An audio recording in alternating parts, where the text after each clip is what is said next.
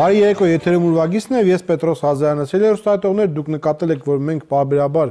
մեր ուշադրության կենտրոնում ենք պահում կրթական խնդիրները, այսօր գովազդային կարճ եւ թանկ վարքյաններից հետո մենք կզրուցենք Տերնոպոլի ազգային պետական տնտեսագիտական համալսարանի Երևանի կրթագիտական ինստիտուտի ռեկտոր Սահակ Ղուդրատյանի հետ։ Եվ այսպես, հեռուստատիտողներ, մենք այսօր զրուցել ենք կրթության մասին, որովհետեւ այսօր այն ինչ մենք ստանում ենք, տեսնում ենք, մենք քաղում ենք մեր ժամանակվա կրթության որակները։ Մենք այսօր կզրուցենք Տերնոպոլի ազգային պետական տնտեսագիտական համալսարանի Երևանի կրթագիտական ինստիտուտի ռեկտոր Սահակ Ղուդրատյանի հետ։ Բարեկո, պարոն Ղուդրատյան, շնորհակալություն մեր հրավեր ընդունելու համար։ Պարոն Ղուդրատյան, վերջին անգամ, երբ մենք զրուցում էինք, համալսարանը կոչվում էր Տերնոպոլի ազգային պետական տնտեսագիտական համալսարանի մասնաճյուղ։ Այսօր կոչվում է Երևանի կրթագիտական ինստիտուտ։ Ինչ է փոխվել։ Այո, փոխվել է կարգավիճակը։ Ես ասեմ, որ այս կարգավիճակը ուրեմն փոփոխվել է Ուկրաինայի կրթության գիտության նախարարի հրամանով եւ մեր մայրբուհի գիտխորհրդի որոշումով։ Այսինքն մասնաճյուղը կարգավիճակով ցածր էր եւ մեր համալսարանը բաղկացած է ինստիտուտներից, ոնց որ հենասյուներն են ինստիտուտները եւ այսօր մենք դարձել ենք հենասյուներից մեկը։ Ինստիտուտներից մեկը։ Այո, ինստիտուտներից մեկն ենք դարձել, բայց նույն համալսարանի կազմում։ Այսօր թյուրիմացություն է ոնց որ ստացվում մարդկանց մեջ, որ ես դարձել է Երևանի կրթագիտական ինստիտուտ,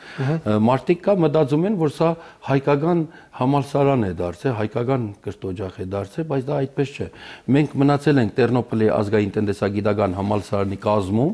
բայց ինստիտուտի կարգավիճակով։ Օրինակ, կարգավիճակը փոխվելով փոխվում է նաև արդեն կրթօջախի իրավունքները, պարտականությունները։ Այսօր արդեն հարց է տրված, որ մենք մեր մոտ արդեն պետք է բացենք ասպիրանտուրան, ունենք մագիստրատուրան, բայց արդեն պետք է ունենանք ասպիրանտուրան, արդեն այդ հարցը քննարկվում է Ուկրաինայում ինչպես, որտեղ պաշտպանությունը որտեղ կազմակերպվի, ինչ թեմաներով, այդ հարցն է կազմակերպվում։ Այսինքն մենք կատարեցինք քայլ առաջ այս 13 տարիների ընթացքում, որ աշխատել ենք։ Բու 13 տարեկան։ Արդեն 13 տարի է, 2001 թվականի հոկտեմբերի 29-ը բացվել մեր համալսարանը, մասնաճյուղը Երևանում, արդեն 13 տարի է, իզուր չենք աշխատել։ Պատահական ինստիտուտ չի վերաբերվում։ Սա Ուկրաինայի պետական բուհ է։ Ուրեմն այո, Ուկրաինայի պետական բուհ է, բուհը Ուկրաինայում ստեղծվել է 1966 թվականին, հետո եթե ազգային կոչումը տրվել է Ուկրաինայի կողմից, պատկերացրեք, որ դա մասնավոր չի կարող լինել, որտեղ ազգայինը դա ազգի հարստությունն է։ Մենք այսօր ունենք Հայաստանում ազգային թատրոն, ազգային գրադարան, դա ազգի հարստությունն է, այլևս չի կարելի օդարել, չի կարելի փոխել կարգավիճակը, ոչ մի բան։ Պարոն Ղուդրատյան, այսինքն այդտեղ սովորողները ստանում են Ուկրաինայի պետական դիպլոմ։ Այո, իհարկե, դիպլոմները տալիս է Ուկրաինայի կրթության եւ գիտության նախարարությունը։ Դիպլոմները ստանում են մայրբուհից, մենք գնում ենք այստեղից, մայրբուհից բերում ենք մեր դիպլոմները։ Մեր ցանկացած ուսանող գրանցված է նախարարությունում Ուկրաինայի։ Այսօր ավելի է մի քիչ այսպես բարտացվել համակարգը Ուկրաինայի կրթության, որ նույնիսկ հրամանները, որ ուղարկում ենք նախկինում Ուկրաինա, հետո մեր մայրբուն էր ուղարկում նախարարություն, այսօր հրամանը գնում է եւ նախարարություն եւ մայրբու։ Եթե հրամանի մեջ նույնիսկ մի տառ ազգանունի մեջ սխալ են գրում, դա արդեն ուղղել հնարավոր չի։ Հենց գրած պայից արդեն հնարավոր չի, որտեղ արդեն նախարարությունում գրանցված է այդ ուսանողը հրամանով։ Դա արված է այն նպատակով, որ ասենք ավելի պարզ դարձնեն, ավելի հստակ դարձնեն այդ դիպլոմները ստանալը, ով պետք է ստանա։ Տնտեսագիտական բուհ է, մասնագիտացված տնտեսագիտական բուհ։ Տնտեսագիտական բուհ է։ Իսկ առարկաները ո՞նց են, ուկրաինական առարկաներն ասում, Ուկրաինայի կրթության ծրագրերը, թե Հայաստանի ծրագրերը։ Ուրեմն ասեմ, որ նախ մենք ծրագրերը ստանում ենք Ուկրաինայից եւ առարգական ծրագրերը եւ ուսումնական պլանները մենք ստանում ենք Ուկրաինայից, այսինքն մեր մայրբույնն է։ Մայրբույի բոլոր ինստիտուտներում իմիջիալոց սովորում են միևնույն պլաններով, առարգական ծրագրերով եւ մենք ոչինչ չենք կարող այստեղ փոխել։ Իսկ միայն այն դեպքում առարգան, որ ուսումնասիրում է, այսինքն Ուկրաինայի ազգային բանկ կամ Ուկրաինայի հարգային քաղաքականությունը, բնականաբար մենք ուսումնասիրում ենք Հայաստանն։ Այն ինչ կապված է գերատեսչությունների հետ, թե որ ուղղությամբ է ուսումնասիրվում, բնականաբար մենք ուսումնասիրում ենք Հայաստանն։ Հայաստանն։ Այո։ Բարի։ Շատերի մոտ հարց կարողանա թե ինչպես ընդունվել ձեր բուհ, ինչ կարգով է, երբ է, ինչ առարկաներ են, ինչպեսի ձևի քննությունը։ Ուրեմն մեր մոտ ընդունվում են երկու կարգ ընդունելության քննությունների, մեկը պետպատվերով, երբ որ ընդունվում են, հանձնում են 3 քննություն, նայած մասնագիտությունների, քննությունների մեջ կա օրինակ աշխարհագրություն, կա հայոց լեզու շարադրություն, կա մաթեմատիկա, իսկ ով ընդունվում է պայմանագրային, այսինքն վճարովի հիմունքներով, հանձնում է հարցազրույց, ասենք կարա հանձնի աշխարհագրություն հարցազրույց եւ գրի թելադրություն, կամ հանձնի մաթեմատիկա հարցազրույց, գրի թելադրություն։ Այսինքն ձեր մոտ էլ կան պետպատվեր կա ձեր։ Իհարկե, Ուկրաինայի կողմից հատկացված պետպատվեր տեղի ունեն։ Ինչքան է հարաբերակցությունը պետպատվեր եւ մասնավոր։ Հարաբերակցությունը մինչեւ այսօր մենք ունեցել ենք, օրինակ, հատկացվել է 20 պետպատվեր տեղ արկայի համար եւ 8 պետպատվեր տեղ հեռագայի համար։ Այո։ Կա ինչ որ չասացի քննությունները երբ են։ Հա, քննությունները բնականաբար մենք սկսում ենք հուլիսի 20-ից հետո ընդունելության քննությունները, բայց այսօր մենք արդեն փետրվարի վերջ մարտի սկզբից կազմակերպում ենք նախապատրաստական դասընթացներ մեր դիմորդների համար, աբիտուրիենտների համար, 4 առարգաներից, ով բակալավր է ընդունվում 4 առարգաներից, կրծեր մասնագետի համար 2 առարգաներից կազմակերպում ենք նախապատրաստական դասընթացներ եւ այդ նախապատրաստական դասընթացները ավարտելուց հետո ուրեմն հանձնում են իրենք դիֆերենցիալ ստուգարկներ, ով դրական հանձնում է այդ դիֆերենցիալ ստուգարկները, համարվում է արդեն մեր ուսանող, հրամանագրվում է որպես ուսանող։ Այո, եւ ինքը չի մասնակցում քննություններին, հարցազրույցներին։ Այսինքն այդ նախնական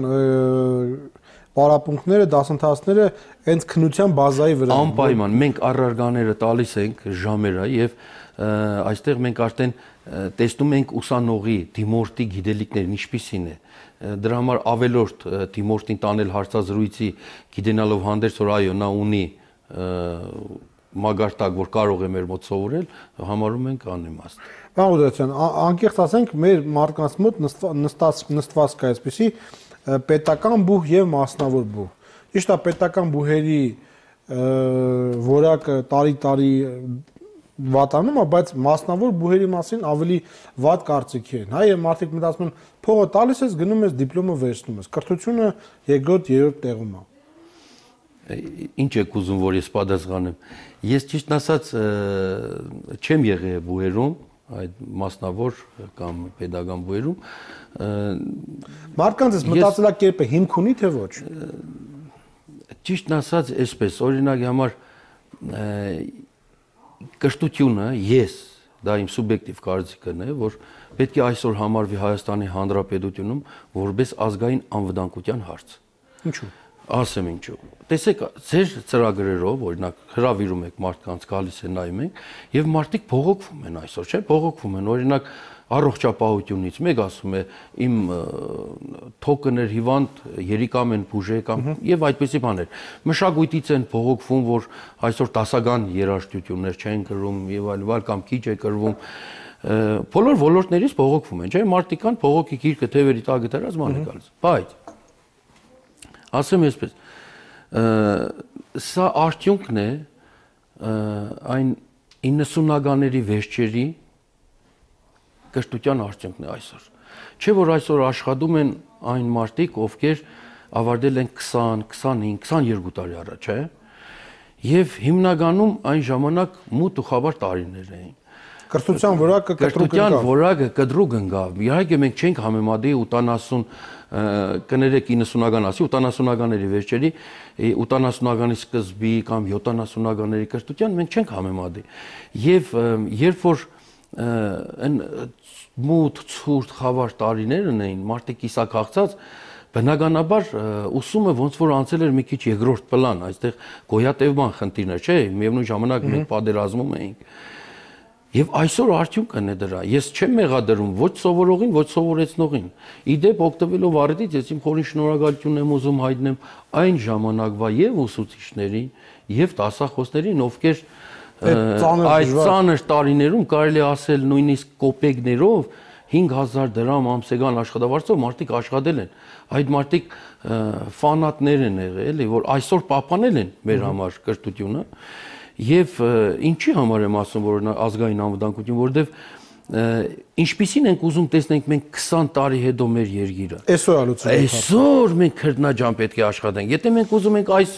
այսօր լավ լինի, վաղը լավ լինի, դա հնարավոր չէ։ Մենք պետք է այսօր աշխատենք քրտնաջան, որովհետեւ 20-25 տարի հետո այս դուրս գնացողները, ովքեր գնում են Հայաստանից, որ իրենց երեխաներին բերեն այստեղ մեր մոտ սովորելու, իրենք վերադառնան երեխաներդ, մենք ունենք այդպիսի օրինակներ, որ երեխաները Թուրքմենիայից, Ուկրաինայից, Ռուսաստանից գալիս են սովորելու, ծնողներն էլ են գալիս իրենց հետ։ Այսինքն մենք պետք է այսօր աշխատենք, որովհետեւ 25 տարի հետո մեր երկիրը մենք չբողոքվենք առողջապահությունից։ Ճիշտն ասած, երևի եղել են ուսումնական հաստատություններ, որոնք որ այդ մութ ու խավար տարիներից հետո իներցիայով այսպես ոնց որ մի քիչ են առաջ եկել։ Պարոն Օդրեցյան, տեսեք, խոսքի առումով մեզ մոտ այդ գիտակցումը կա, կրթությունը, գիտելիքը եւ այլն իրականում կա դա։ Իրականում կա եւ ես ձեզ կհրավիրեմ մեր մոտ, եթե ցանկություն կունենաք, հենց հիմա հեռուստատեսությամբ ես ձեզ հրավիրում եմ մեր մոտ յուր, դուք կգաք կնայեք, կնստեք, կլսեք։ Ընդհանուրի մասին է, ընդհանուր որակի մասին։ Դպրոցի մասին է։ Օրինակ, այո, արդեն կամաց ես տեսնում եմ, որ դպրոցները ոնց որ բարելավում են։ Երբ որ դպրոցը վերանորոգվում է, պատկերացրեք երեխայի մտածելակերպն էլ է փոխվում։ Ճիշտն ասած, այսպիսի մի բան ես լսեցի երևի ձեր ծրագրով, որ բժիշկը թե ձեր ծրագրով թե մեկ ուրիշ ծրագրով չեմ հիշում, որ բժիշկն ասում է վատ օպերացիա են արել, որովհետև աշխատավարձը ցածր է բժիշկների։ Օրինակ ես ճիշտն ասած շատ զարմացա, որովհետև եթե բժիշկը կարողանա լավ օպերացիա անի եւ աշխատավարձի ցածր լինելու պատճառով ինքը վատ օպերացիա անի, ես դա չեմ հասկանում։ Մենք պետք է նայենք խնդրի ուղիղ աչքերին, պարոն Ղազարյան։ Եթե մենք բոլորս ասում ենք, այս ոլորտը լավ չի, այն ոլորտը լավ չի, ուրեմն մենք պետք է հստակ ասենք ինչն է վատը։ Ուրեմն մենք պետք է իմանանք, որ արմատն է վատը։ Այսինքն չմեղադրելով նախկինում չէ են, ասենք մութ ու խավար տարիների սովորած եւ ուսանողներին եւ սովորոցներին, հիմա մենք պետք է իմանանք, որ արդյունքը սա է։ Եթե մենք այսօր քրտնաջան աշխատենք, սովորեցնենք եւ այն ուսանողը, ով ունի մտավոր հնարավորություն սովորի, պատկերացրեք, որ 20-25 տարի հետո մենք ունենանք բավական զարգացած երկիր։ Եվ ասեմ, որ մեր հայ ազգը, ես բավական տեղեր եմ ապրել, շատ երկրներում եմ, մեր հայ ազգը շատ լավ, ասենք, եւ սովորել գիտի, եւ սովորեցնել գիտի, եւ այսպես մի տեսակ տարբերվում ենք մենք։ Չէ՞ որ մենք գոյատևել ենք այսքան տարիներ միայն գիտելիքի եւ խելքի շնորհիվ, այդպես չէ։ Հռոմեական կարծրությունը վերացավ, բայց Հայաստանը կա։ Այսօր մենք մեր ունեցած այդ բագաժը պետք է օգտագործենք։ Տեսեք, մեկ կրթության հիմնական խնդիրներից մեկը, Կանգ Օդրացյան, նա է, որ մենք գիտելիք տալիս ենք, բայց մտածել, վերլուծել, այդ գիտելիքը ռեալ օգտագործել չենք սովորացնում։ Այսինքն կրթությունը պետք է երկու մասից լինի, չէ՞։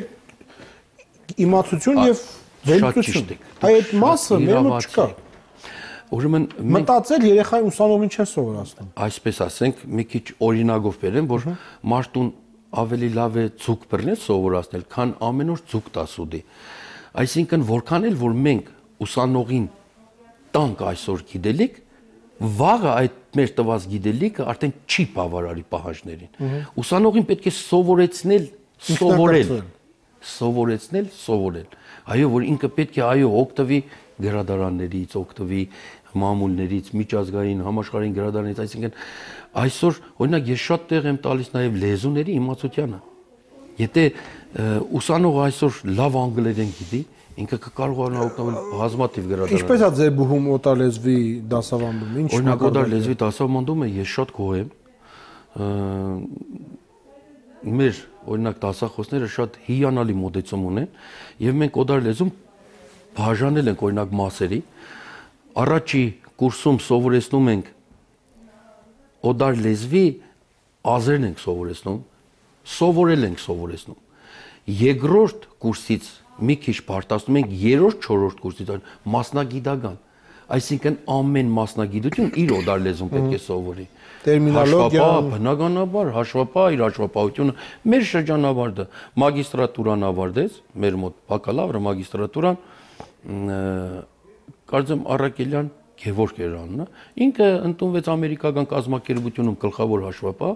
on-line այստեղից հանձնեց երկու քննություն Ամերիկա, հանձնեց քննություն, մեկը Հայաստան հանձնեց եւ վերցրեցին աշխատանքի, բազմաթիվ այնտեղ մարդիկ կային, որոնք ուզում էին այդ աշխատանքը ունենալ եւ ինքը անցավ։ Այսինքն օդար լեզվի այդ թեման, որ ասում եք, մեր բուհերի զգալի բուհերի ուսանողությունը իր գիտելիքով, իր հմտություններով նաեւ օգտվել գիտելիքից եւ այլն մրցունակ չի։ Գիտեք ինչ, ես քանի որ տեղյակ չեմ կամ մենք չենք մասնակցել օլիմպիադաների, օրինակ ես կարծում եմ կարելի է կազմակերպել բուհերի մեջ մրցումներ, չէ՞։ Ոչ թե նրա համար, որ ասենք վարկաբեկել մի բուհի կամ այն մյուս բուհը ինչ որ ռեյտինգ ավելացնի իրեն, այլ նրա համար, որ նույնիսկ այստեղ ուսանողների մեջ էլ հետաքրքրություն կառաջանա, չէ՞, ասենք մրցույթի մասնակցել, գնալ խմբերով եւ մասնակցել, ասենք օրինակ ոչ թե խմբից մի հոգի, այլ ամբողջ խումբը 25 հոգի է, 28 հոգի է, այդ ամբողջ խումբը կնում մասնակցում է այն մյուս խմբի ուսանողների հետ։ Այսինքն այստեղ արդեն երևա էլի, ասենք որբեսի ուսանողների մեջ էլ հետաքրքրություն լինի։ Կարծում եմ, որ դա կարելի է անել եւ կստեղծվի Պարոն Գուդացյան, տեսեք, մյուս խնդրեմը որ կա, դա դաստիարակությունն է, որովհետեւ կրթություն առանց դաստիարակության դա էֆեկտիվ չի։ Դա հնարավոր չի։ Մենք տեսնում ենք ուսանողների վարքը, ուսանող դասախոս հարաբերությունները, դրանք մեղմ ասած բարձրության վրա չեն։ Բուհում կա նման, այսպես ասեմ, աշխատանք, թե ոչ, թե դա նախ եթե հիմքը չունի, շենքը չի կառուցվի, բնականաբար կփլվի։ Ասեմ, օրինակ դաստիարակությունը նախ մանկավարժը սկսած ղեկավարից մինչև այն տեխնիկական աշխատողները եւ դասախոսները պետք է իրենց վարկով, իրենց նիստուկացով, իրենց շարժով պետք է դաստիարակեն։ Միայն բառերով ասել չի։ Լինել ոչ ճիշտ եւ պահանջել մեկ ուրիշի ճիշտը, դա ոչ մեկը լուրջ չի ընդունում։ Ես իզուր չասեցի, ես հրավիրում եմ մեր համալսարան։ Դուք կգաք կտեսնեք օրինակ այսպեսի մի բան։ 13 տարի է մեր համալսարանը գործում եւ 13 տարի առաջ մենք գնել ենք ուսանողական սեղաններ, աթոռներ, չէ՞։ Եթե դուք նայեք մեր ուսանողական սեղաններին, դուք ասեք, որ այդ սեղանները գնված է միգուցե մի ամիս առաջ։ Լավ։ 20 օր առաջ։ Այսինքն մեր ուսանողները մի հատ բիտ չեն քաշում սեղանների վրա։ Պատերի վրա չեն նկարում։ Օրինակ ես ասեմ ձեզ, ես կարծում եմ, որ եւ այդպիսի կարծիք ունեմ ես բոլոր մեր Հայաստանի երիտասարդության մասին, որ շատ դաստիարակված են մեր երիտասարդները։ Ես օրինակ այստեղ ձեզ հետ չի համաձայնվի, որովհետեւ տեսնելով այնինչ մեր մոտ է, ես պատկերացնում եմ բոլոր տեղերում այդպես է։ Օրինակ ուսանողը, օրինակ ամբողջ շենքում 3870 քառակուսի մետր տարածք ունի, այդ տարածքում դուք մի հատ փոքր թղթի կտոր չեք տեսնի գտած։ Գծած չկա, մեր ուսանողը իր սևագիր թղթերը թողնում է սեղանի վրա կամ դնում է սեղանի տակ։ Ոչ միայն լսարանում, այլ միջանցքներում։ Այսինքն դա ասում է, չէ, դաստիարակության մասին ասում, չէ, երեխայի են դաստիարակության մասին, մենք ոչ չենք հետևում բոլորին։ Բոլոր սենյակները մաքուր եւ ուսանողը չի փորձում կեղդոդի ասեմ այսպես էլի։ Դրա համար մեր համալսարանը որ վարյանին, որ ժամին մտնեք, մեր համալսարանը շատ մաքուր է։ Եվ ասում է դա դաստիարակության մասին։ Իսկ դասախոս ուսանող հարաբերության մասին կախված է դասախոսից։ Օրինակ, եթե դասախոսը իրականում մանկավարժ է, այդ դասախոսին եւ կհարկեն, եւ կլսեն, եւ կսովորեն առաջ գան։ Իսկ դեպա դասախոսից շատ բան է կախված։ Բայց ասեմ, շատ դաստիարակված երիտասարդություն։ Ես մեր երիտասարդներից շատ գոհ եմ։ Եվ շնորհակալ եմ։ Պարոն Ղուզեսյան, կան փոխանակման ծրագրեր։ Եթե ուսանողները ցանկանում են Ուկրաինայում սովորել, պրակտիկա անցնել։ Ունենք այդպիսի ծրագրեր ունենք, ոչ թե ծրագիր է դա, այլ ստացվում է մեր մի համակարգ է։ Մեր ուսանողը կարող է գնալ սովորել Տերնոպոլում, կարող է գնալ սովորել Վինիցայում կամ Ղրիմում, կամ ասենք Խմելնիցկիում,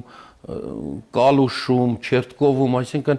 դա մի համակարգ է, որտեղ ուզում է կարողանա գնա շարունակի իր ուսումը,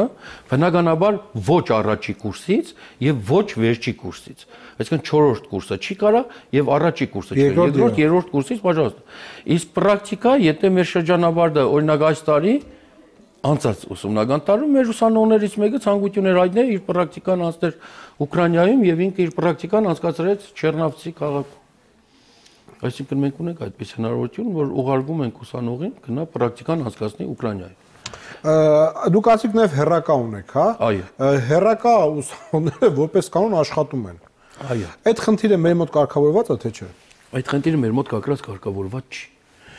Ես օգտվելով առիթից, պարոն Ղազարյան, ես կդիմեի մեր բոլոր գործատուներին խնդրանքով,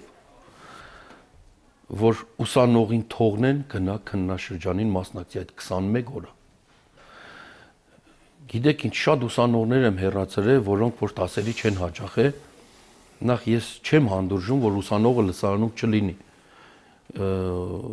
Ուսանողը պետք է լինի լսարանում, աշակերտը պետք է լինի դասարանում։ Իսկ երբ որ ուսանողը դիմում է իր աշխատավայրում, ասում է գնամ քննաշրջանի, տանում է ցանցագիրը, ասում են չես կարող գնա։ Եթե գնաս ուրիշին կվերցնենք։ Ես կան այդպիսի փաստեր եղել են, ճիշտ ասած, այն սրդի են ճմլվադությամբ եմ հեռացնում այդ ուսանողին։ Բայց չեմ կարա չհեռացնել։ Ես ուզում եմ, որ 20-25 տարի հետո մեր երկիրը լինի ծաղկած երկիր։ Միայն դիպլոմը չէ, որ պետք է ստանա, ուսանողը գիտելիք պետք է ստանա։ Դրա համար ես խնդրում եմ գործատուներին, որ իրենք իրենց ուսանողներին, աշխատողներին թույլ տան գնան մասնակցելու քննաշրջանին։ Վերջո, պարոն Ղազարյան, ճորտեր չեն այդ աշխատողները։ Դրանք մարդ են, ունեն սահմանադրական իրավունք, որտեղ ամրագրված է, որ մարդը իրավունք ունի սովորելու, աշխատելու, հանգստանալու։ Եվ եթե կրկնվի եւս մեկ դեպք այդպիսի, որ թույլ չտան մասնակցի քննաշրջանին, ես խոստանում եմ ձեզ այս ուրեմն ձեր ծրագրից կհայտարարեմ այդ մարդու անունը, ազգանուն եւ կազմակերպությունը։ Եվ կասեմ մեր ուսանողին, որ մենք քո տերն ենք։ Դա իրավունքի խախտում է։ Սահմանադրական իրավունքի խախտում է։ Եվ կասեմ մեր ուսանողին, ես կվերցնեմ աշխատանքի, բայց դադի կդանք։ Հայցադիմում մեր իրավաբանը ներկայացնի դատարան, մինչև անգամ ընդཐུպ պետք է աշխատավարձն է պահպանվի ուսանողի, երբ որ ինքը գնում է քննաշրջանի։ Վերջո ցանկացած գործատու պետք է հասկանա, որ երբ որ իրեն աշխատողը բանիմաց, կրտված, կարտացած է, դա իրեն համար ավելի օգուտ է։ Եվ չմտածենք, որ այդ աշխատողը սոսկ այդ գործատուի աշխատողն է։ Ինքը նաև մեր զինվորն է, ինքը նաև մեր քաղաքացին է, այդպես չէ։ Վաղը մեր կոշկակարը, նույնիսկ կոշկակարը պետք է կրթված լինի Հայաստանում։ Ես մի անգամ ասել եմ, նորից կրկնվեմ, որ մենք չունենք 40 միլիոն, 50 միլիոն բնակչություն, որ ասենք լավ, այս 10 միլիոնն էլ թող չսովորի։ Մենք ընդամենը 3 միլիոն բնակչություն։ Լավագույն դեպքում մեկ ամեն ծնված երեխան արդեն պետք է լինի քրակետ։ Որտեղ վաղը այդ գիտելիք, այդ կրթությունը պետք է գալու մեզ, այդպես չի պարոն Ղազարյան։ Ես չգիտեմ, ես շատ վրդովված եմ ու ուղղակի խնդրում եմ գործատուներին, որպես իրենք թույլ տան իրենց մոտ աշխատող, ովքեր տուն են պահում, ես այդ ուսանողներին չեմ մեղադրում, որ չեն գալիս, ճիշտ է հեռացվում եմ, որտեղ իրենք այդ տուն են պահում, ընտանիք են պահում, չեն կարող աշխատանքը կորցնել, որ իրենք պարտադիր թողնեն երեխեքը մասնակցեն քննաշրջանին։ Եվ վերջի հարցս իմ կապված Ուկրաինայի դեպքի, քանի որ բուհը ուկրաինական բուհ է։ Ուկրաինայի դեպքերը ինչպես են ազդում ընդհանուր եւ կրթության ոլորտի վրա։ Ուրեմն ասեմ, որ Ուկրաինայի դեպքերը մեր օրինակ մեր համալսարանի վրա ոչ մի ձև չի ազդում։ Եթե Ուկրաինայի դեպքերից ասեցիք, մի խնդրանք էլ ունեմ ձեզ, պարոն Ղազարյան, որտեղ խնդրանքները շատ է ստացվում ձեզ։ բոլորովին վերջերս հրավիրել էի քաղաքագետների, որ կային մեկնաբանեին, թե շոշափվեց այդ հարցը։ Ես խնդրած կլինեմ, երբ որ կհրավիրեք այդպիսի մեկնաբանների, բանիմաց մարդկանց հրավիրեք, օրինակի համար ես կարող եմ ասեմ, մեկը որ շատ հիացած եմ իր մեկնաբանությունից, օրինակ Ստեփան Գրիգորյան, քաղաքագետ, ես ուղղակի հիացած եմ իր մեկնաբանությունից, որ ինքը ասում է, բայց ինքը ոչ մեկի չի վիրավորում, չի կարելի, մարդը գալիս է ինքը հերոստատեսությամբ ետերով, ուղիղ ետերով աշխարհի, ձեր հերոստականալը, ձեր ծրագիրը իմիջիալոց ասում եմ ամբողջ աշխարհը նայում է։ Եվ այնտեղ նայում են մարդիկ արդահայտություն են անում, քնում տունը հանգիստ նստում են, չի կարելի վիրավորել ոչ մի ժողովրդի։ Օրինակ Ուկրաինայի դեպքերը, ասեմ, դա ուղղակի, օրինակ դեմոկրատիայի արդահայտման ձև է դա։ Այդպես չէ, մարդը դուրս է գալիս փողոց, ինչ որ մի բանի ինքը, ասենք, փողոքում է, փողոքն է արդահայտում այդ ձևով։ Դա դեմոկրատիայի օրինակ արդահայտման ձևերից մեկն է եւ կամքի արդահայտման ձևերից մեկն է։ Իսկ մեր ինչ գործն է, որ մենք Ուկրաինայի այդ Մայդանում կանգնած մարդկանց վիրավորենք, որոնք որ այնտեղ մենք մեր հայրենագիցներից էլ ունենք, կամ կառավարությանը Ուկրաինայի մենք ինչ որ բան ասենք, որ Ուկրաինայի կարող էսպես այնպես է, Ուկրաինայի կառավարության կողմից էլ մենք ունենք բազմաթիվ մեր հայրենագիցներից, որոնք աշխատում են։ Ախեն չեզոք պետք է լինի։ Մենք մեր դարդը թողոդուշի դարդն ենք լացում։ Մենք Ուկրաինայում ունենք 500,000-ից ավել հայրենագիցներ, որոնք որ ապրում են, աշխատում են այնտեղ, եւ այդ իրենց աշխատած գումարի մի մասն էլ Հայաստան են ուղարկում իրենց հարազատներին, որ ես շատ հաճախ իմ հետ բերում եմ, երբ որ գնում եմ գործուղում, ուղարկում են։ Այսինքն հիմա հարևան ուկրաինացին մի հարց տա, թե օրինակ ինչու են այդպես ասում, ձեր հայրենագիցները ինչու են այդպես մտածում։ Այդ ուկրաինացին ինչ մտածի, որ այս մարդը իրեն սուբյեկտիվ կարծիքն է արդայում, այդպես չի։ Այսինքն ես գտնում եմ, որ խնդրած կլինեմ, էլի, որ այնպես մեկնաբանեն, որ չկպնեն մարդկանց, որովհետև ցանկացած մարդ իրեն ճիշտը ունի, այդպես չէ։ Իրենք իրենց կհասկանան, մենք պետք չի որ ուղիղ կաբով մտնենք ու այսպես վարկաբեկենք կամ փնովենք մենք մեր բաներն էլի։ Բայ, պարոն Ղուդրատյան, ինչպես կարող են մարդիկ, որոնք հետաքրքրված են, ուզում են իրենց երեխաները սովորեն, գան, ծանոթանան, այս բուկլետները վերցնեն, ինչպես։ Ուրեմն ես ձեզ մի բան ասեմ, օրինակ բուկլետները կարող են կան համալսարանից վերցնեն, կարող են զանգեն հետաքրքրվեն, մենք կորոշենք բաց օրերի օր կկազմակերպենք, բաց դռների օր կկազմակերպենք, որ իրենք կան վերցնեն բուկլետները, տեսնեն համալսարանը, տեսնեն լսարանները, զրուցեն դասախոսների հետ, դիմորդները, այդպեսի բաց դռների օր կազմակերպելու ենք, եթե հետաքրքրվեն, հեռախոսահամարները կարանք ասենք, կարանք օրինակ 61-2202 հեռախոսահամարով որ զանգարեն համալսարան, 61-2202 61-2202 Այո, եւ իրենց կասեն, թե երբ կգան, ինչ պայմաններով ծանոթանան։ բաց դռների օրվա հետ կապված։ Ճիշտ է, որ Յուշչենկոն ձեր համալսարանն ավարտել։ Այո, եւ ոչ միայն Յուշչենկոն, նախկին պրեզիդենտը Ուկրաինայի, այլ շատ բավական մեծ քանակությամբ եւ տնտեսագետներ եւ իրավաբաններ, քաղաքական գործիչներ, ես էլ եմ այդ բուհի շրջանավարտ, այսինքն բավական լուրջ մարդիկ շատ շրջանավարտներ ունենք այդ բուհի։ Սիրելի ուսանողներ, ընդունվեք այս բու, եթե Հայաստանի նախագահ չդառնաք, ապա Ուկրաինայի նախագահ դառնալու շանսերը շատ ավելի մեծ են։ Ես կուզենայի մի բան էլ ասել, եթե կարելի է, պարոն Ղազարյան։ Այսօր օրինակ տեսեք խոսակցություն է գնում Պարդադիր թոշակային, ասենք կուտակումների մասին։ Ես այսպես չեմ կարող ինձ պայել չեզոք վերջը ասենք կրակետ անձնավորություն ունելով։ Ասեմ այսպես, օրինակ ես կմտածեի, օրինակ իմ սուբյեկտիվ կարծիքով այդ գումարները ոչ թե պետք է ուղղվի կենսաթոշակային ֆոնդ, որը պետք է 30 տարի հետո կստանանք կամ չենք կստանա, այլ այդ գումարները եւ դուք որ թիվն եք ցեզանից պահում 74 ես ինձանից պահում եմ ցեզանից սկսում եմ պահել դեռ չեմ պահում օրինակ ես ուզում եմ ինձանից էլ պահեն եւ բոլոր աշխատողներից պահեն եւ այդ գումարները ուղղեն ոչ թե կենսաթոշակային 35 տարի 25 տարի հետո ստանալու այլ այսօր ուղարկեն մեր բանակին